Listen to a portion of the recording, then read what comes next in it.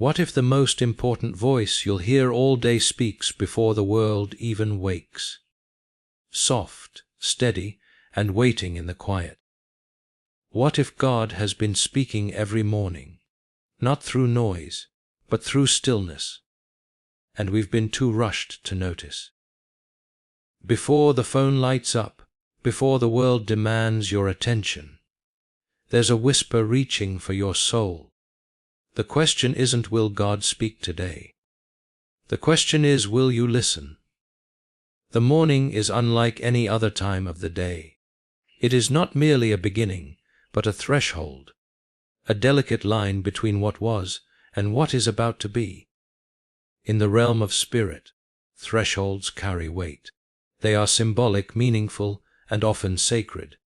The morning possesses this quality. It is a moment untouched, a canvas not yet spoiled by the brushstrokes of obligation, distraction, or noise. The world has not yet fully awakened, and that silence, that hush which hovers in the air, offers something that is rarely spiritual openness. One might say the soul, in the morning, is most uncluttered. It has not yet taken on the burdens of thought, conflict, or responsibility, and so it becomes fertile ground, more ready to receive than at any other point in the day. This liminal space, this crossing point between night and day, carries with it the quality of invitation. There is an ancient pull here, something older than alarm clocks and schedules. It is the original call of the day, the whisper that life has begun again. Before humanity had machines and noise, there was sunrise. Before anything else stirred, there was light cutting through darkness. That very first act, daylight separating from night, has always been a divine rhythm. And embedded in that rhythm is God's voice, not as something new, but as something eternal returning. There's a curious gentleness to how the world awakes. Darkness recedes, not all at once, but in layers. The birds do not shout, they begin with subtle notes. The wind moves, but without violence. Even the sun does not blaze into the sky. It rises slowly, respectfully, as though the earth itself were in prayer. It is in these sacred minutes that God often speaks, not through spectacle, but through order, through the poetry of beginnings. The human soul, when quiet, can sense it, not as a command, but as a presence. The morning becomes more than just time, it becomes a temple. There is something profoundly human about our need for routine, yet mornings are not meant to be mechanized. They were not designed to be immediately filled with chatter, with screens, or with checklists. The soul, waking from the soft unconsciousness of sleep, is not ready for noise. It is still tender, still attuned to mystery. This is why the early hours have been cherished across cultures and centuries as sacred. Monks rise in the darkness to sing prayers. Prophets heard their callings in solitude. Even nature itself seems to whisper more clearly in the morning, as though the very air carries less static. To treat the morning as a threshold is to understand its purpose. It is a crossing over, a coming forth from rest into responsibility, from quiet into action, from dreams into reality. In this transition, we are offered a choice. Will we enter the day with hurried feet and distracted minds, or will we step with reverence, aware that something divine is present here? The world teaches us to rush, to hustle, to dominate time. But the morning refuses to be rushed. It is a gift that cannot be owned, only received. The sacredness of the morning is also tied to vulnerability. When you first awake, you are still unguarded. The defenses haven't yet risen, the masks haven't yet returned. You are closer to your truest self in those early moments than at any other time. That is why God speaks then. not because he prefers that hour in a mechanical sense, but because he longs to meet the real you, the one who hasn't yet put on roles or titles, the one who hasn't yet argued or postured or hidden, the one who is just a soul, fresh from sleep, reaching again toward light. It is easy to miss this threshold. In fact, most do. The day begins with urgency, alarms, demands, notifications, each one pulling attention away from stillness. Yet stillness is the doorway through which the voice of God is best heard. In the morning you are on the edge of something holy, and though it is fleeting, it returns every 24 hours, as faithful as grace. The sacredness of the threshold remains, not because of what we do, but because of who waits there. God, when he chooses to speak, does so with a voice that rarely demands attention. He does not crash into our mornings with noise and fury. Rather, he arrives with subtlety, a kind of gentle authority that does not impose but invites. It is a mistake to expect him to shout over our chaos, because he never competes with noise. He waits for silence. His voice is like the dew on grass, present but quiet, visible only to those who look carefully. It takes discipline to hear such a voice, not because it is weak, but because it is holy. The modern ear is trained for volume, not depth. We are surrounded by voices all day, notifications, conversations, media, the endless commentary of the world. These voices are loud, insistent, and often superficial. They aim not to reveal truth, but to capture attention. But God does not operate like this. His voice does not bend to the expectations of a distracted generation. It does not rise just because we are unwilling to lower our own noise. He speaks not with thunder but with whispers, not with spectacle but with stillness. This is why the morning holds such importance. In those first few moments, before the machinery of the world begins to hum, before our minds are flooded with thought and worry, there exists a quiet space. It is within that space that the whisper of God can be heard. But even then, it is not guaranteed. One must be attentive. One must come with the humility of a listener, rather than the ambition of a seeker who demands answers. God is not a broadcaster looking for an audience.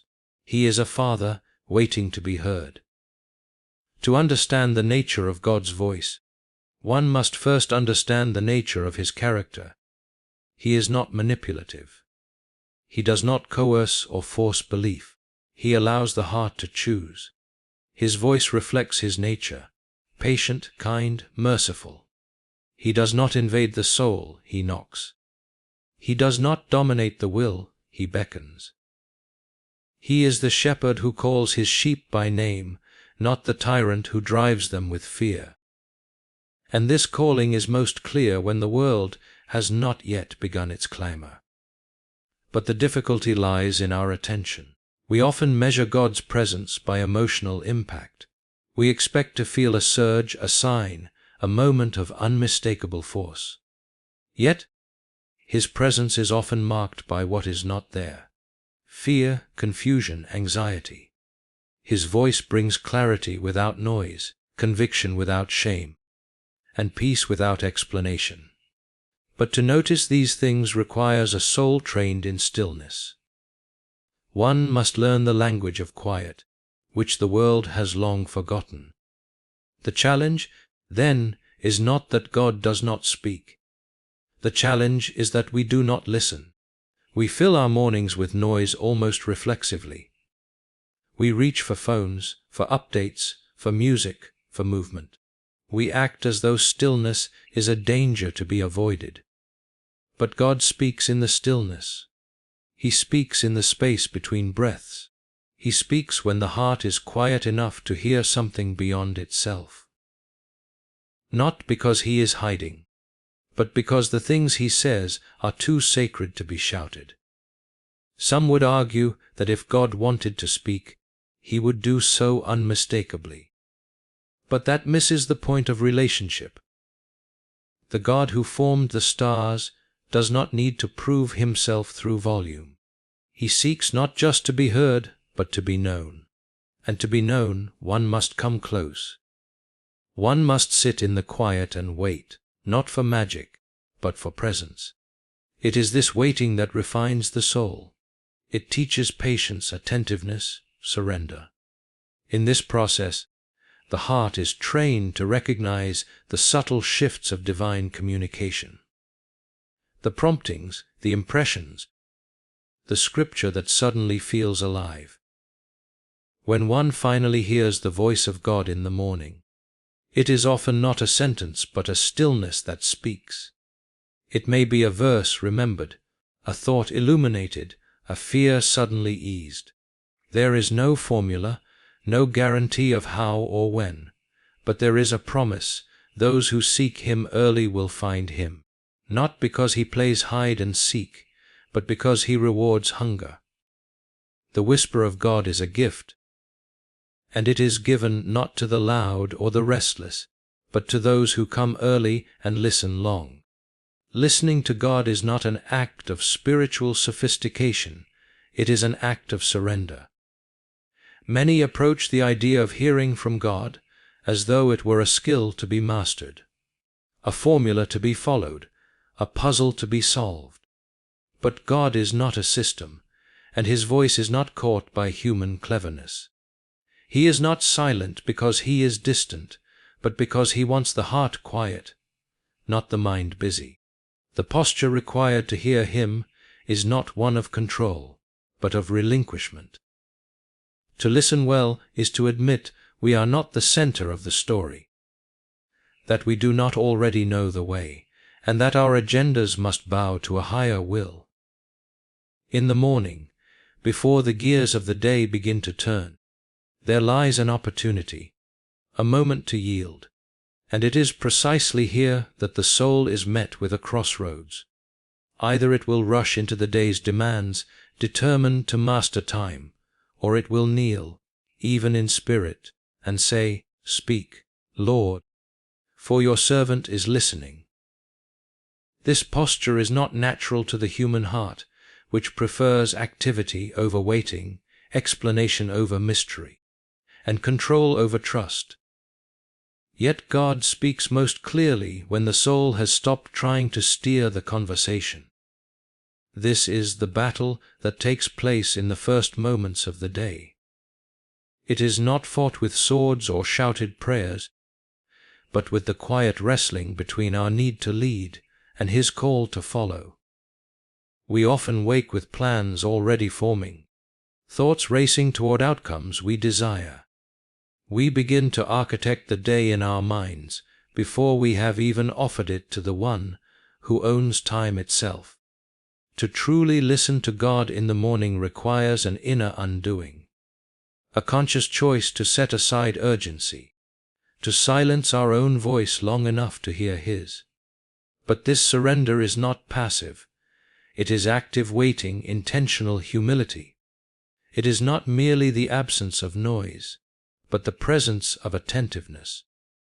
A surrendered heart does not come to God with a list of demands or expectations. It comes to be shaped, to be corrected, to be held in the tension of divine silence if necessary. Listening becomes a form of trust. It is not the pursuit of spiritual experience but of communion. To wait in this way is to acknowledge that God's timing, his method, even his silence, are all wiser than our loudest prayers. There is a profound difference between spiritual ambition and spiritual surrender.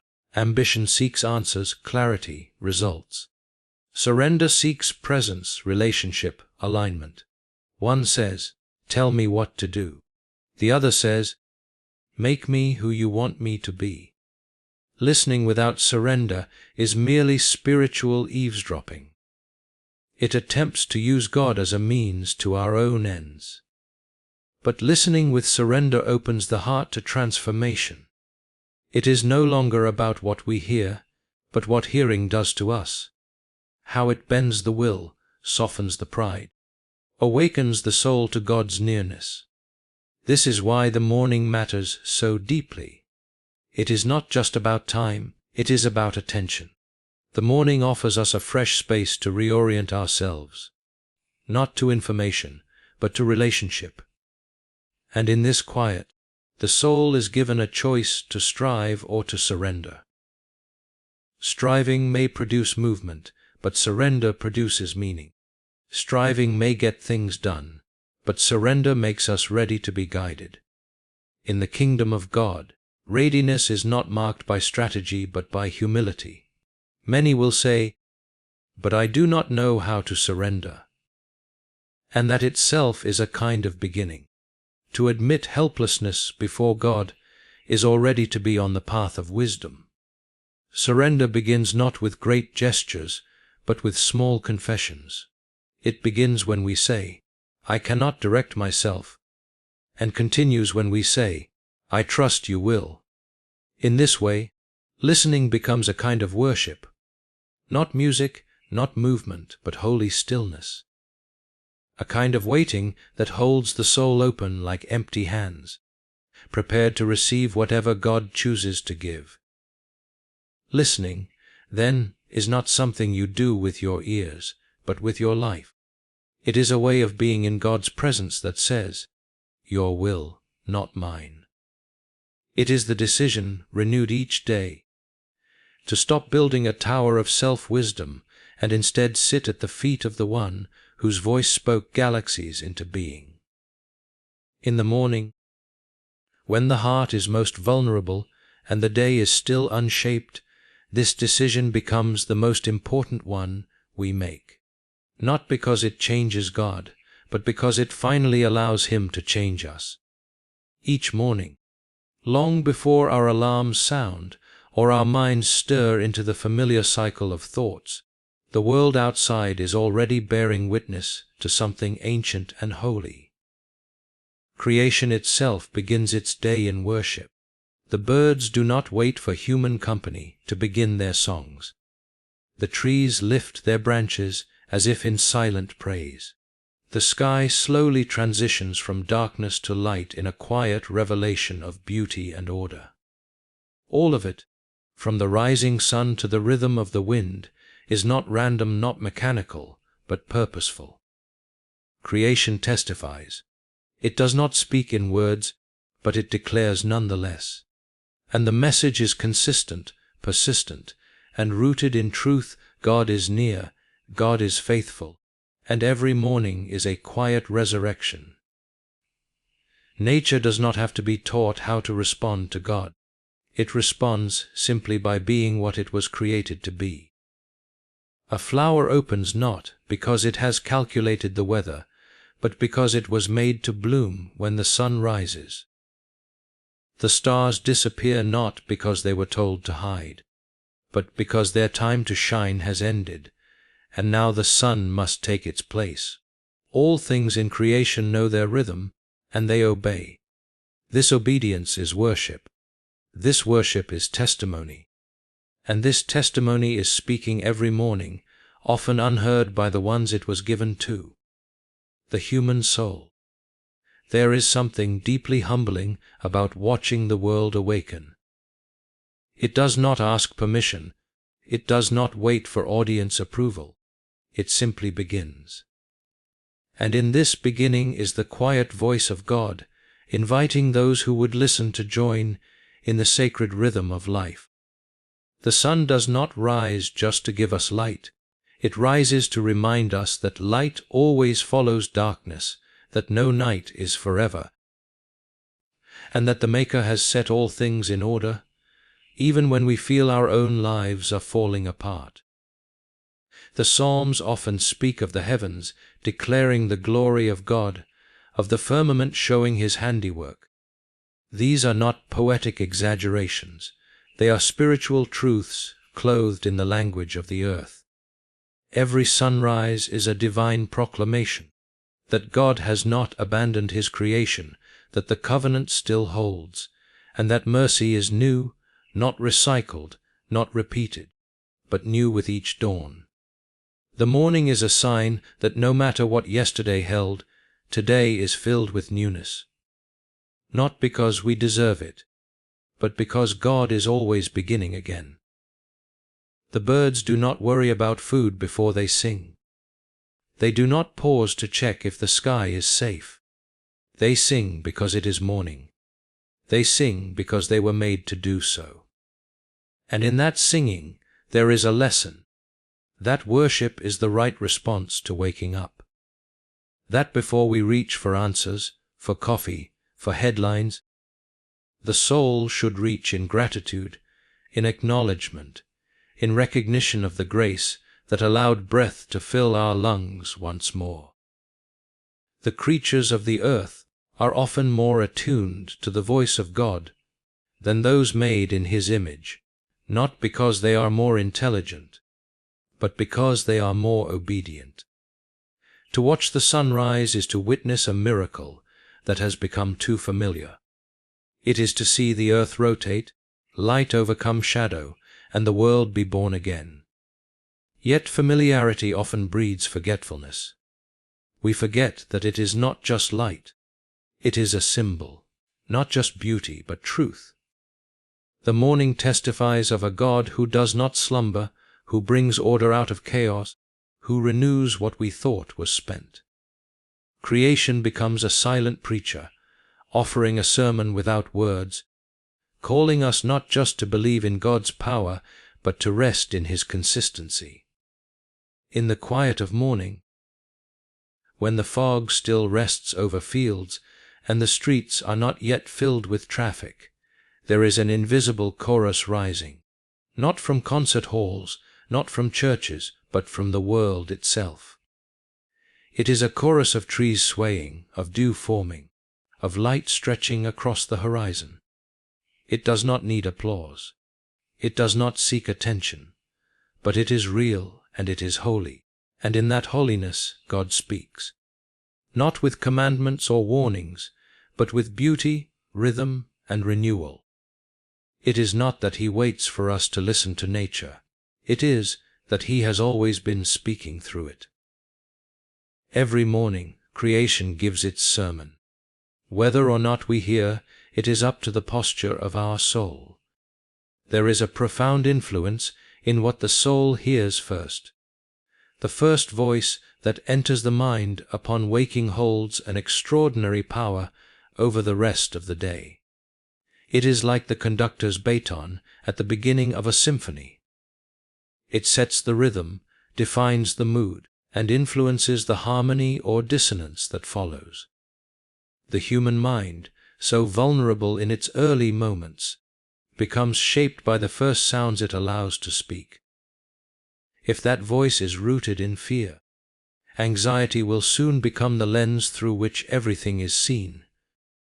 If it is rooted in distraction, then clarity and purpose are clouded before the day even begins. But if the first voice heard is God's, if it is His truth, His peace, His presence, then the heart is aligned, and the soul becomes anchored amidst whatever storms may come. In the stillness of the morning, the soul stands open, uncluttered, unguarded. The defenses haven't yet risen, the business hasn't yet begun.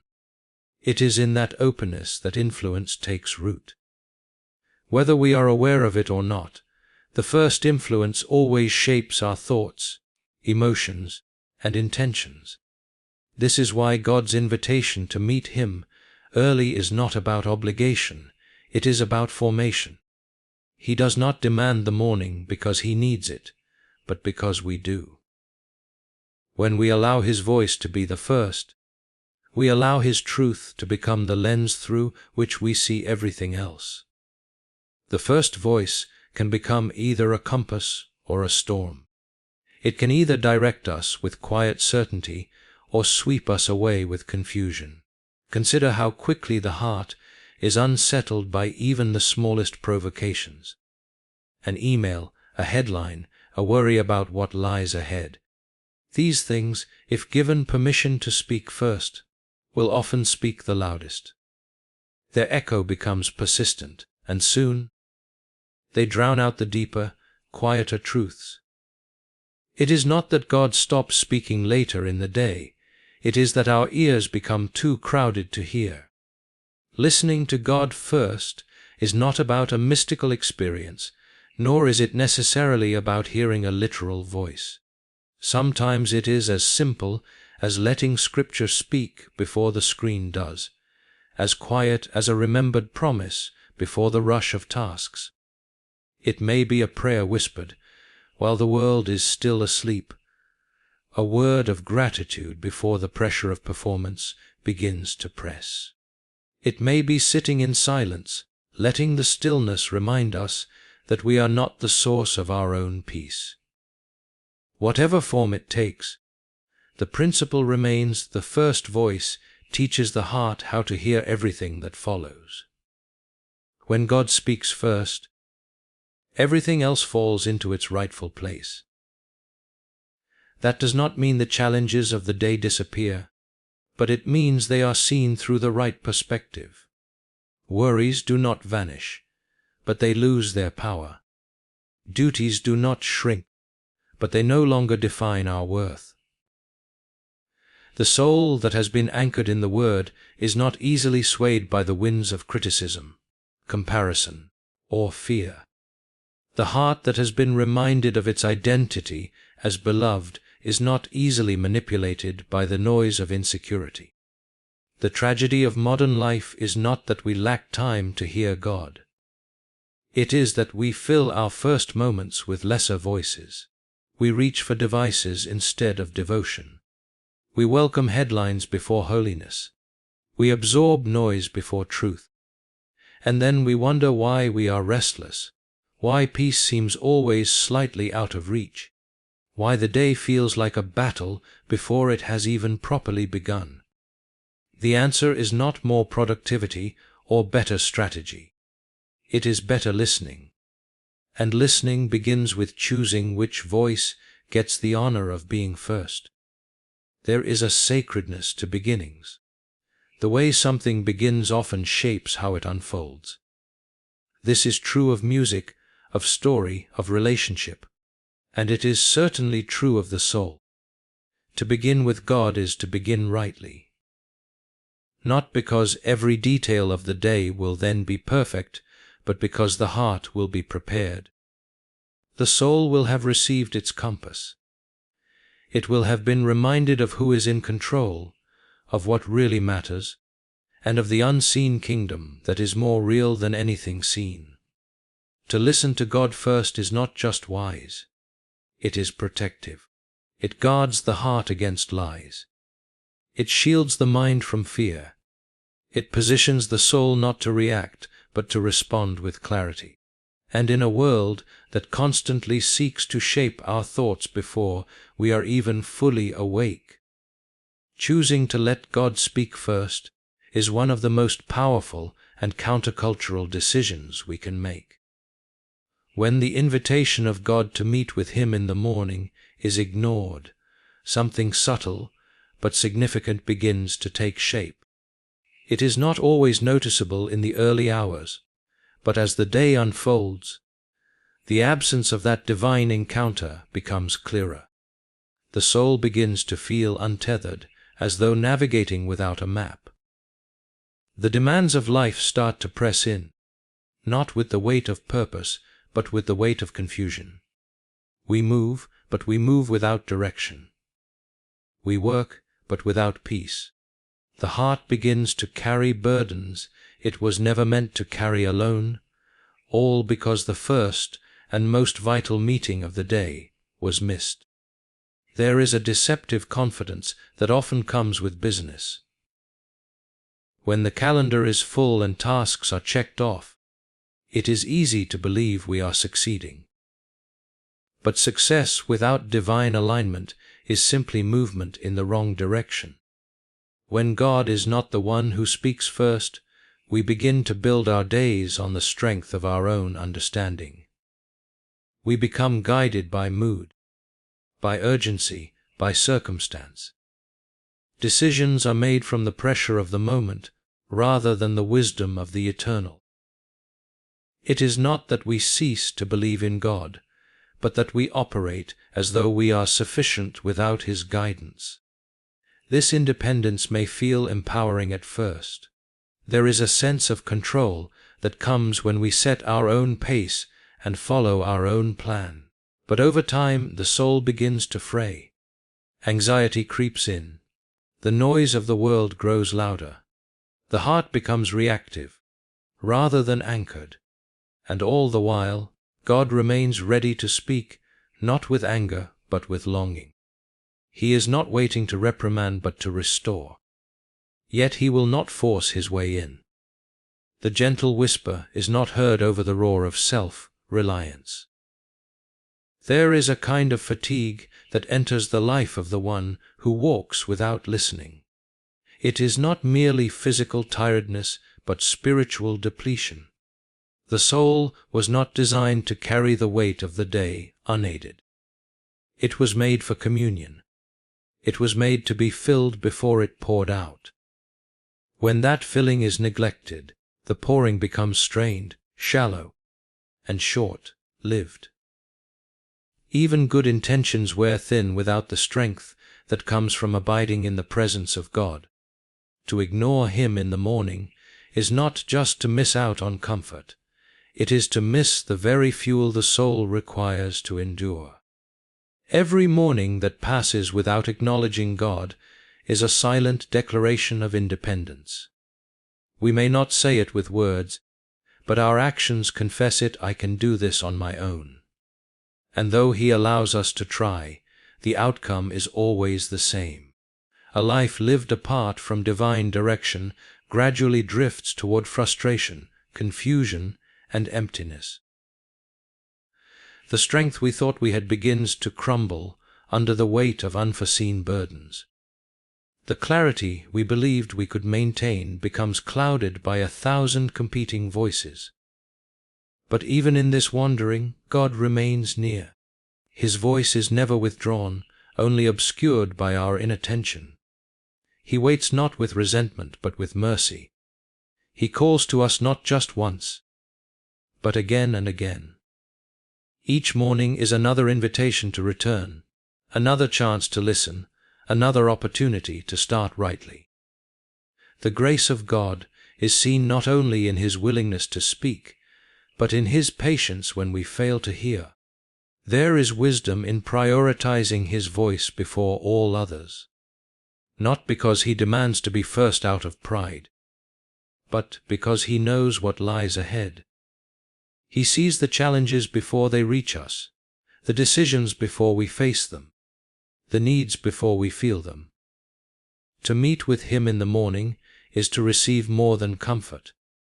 It is to receive preparation. It is not simply about beginning the day with a religious habit, but about being shaped and equipped for everything the day may hold. When we choose to ignore that time, we choose to walk into the day without armor, without light, without direction. And while God may still move through our circumstances, we will have missed the clarity that could have spared us confusion, the peace that could have guarded our hearts, the wisdom that could have preserved our steps. Time is not the issue, posture is. It is not about how long we sit with Him, but about whether we've opened our hearts at all. The greatest loss in skipping that sacred moment is not God's silence, but our own unreadiness to hear. When we consider how God speaks in the morning, we are not simply reflecting on a moment of peace or a religious habit. We are uncovering the heart of a relationship. The morning is sacred not because of its silence alone, but because it is the hour most free from distraction, most open to awe, and most aligned with the rhythm of creation itself. God speaks not with force, but with gentleness. He does not interrupt, He invites. He speaks in whispers, in beauty, in stillness, and through the quiet sermons of nature. To hear Him, we must choose surrender over strategy, attention over activity, presence over performance. The first voice we allow into our soul becomes the voice that shapes all others. And when we neglect that divine encounter, we enter the day under our own weight, rather than His grace. But every morning is a fresh invitation, a door opening to light, direction, and peace. The question is not whether God is speaking, but whether we are willing to pause, listen, and begin the day not as masters of time, but as children eager to hear their Father's voice.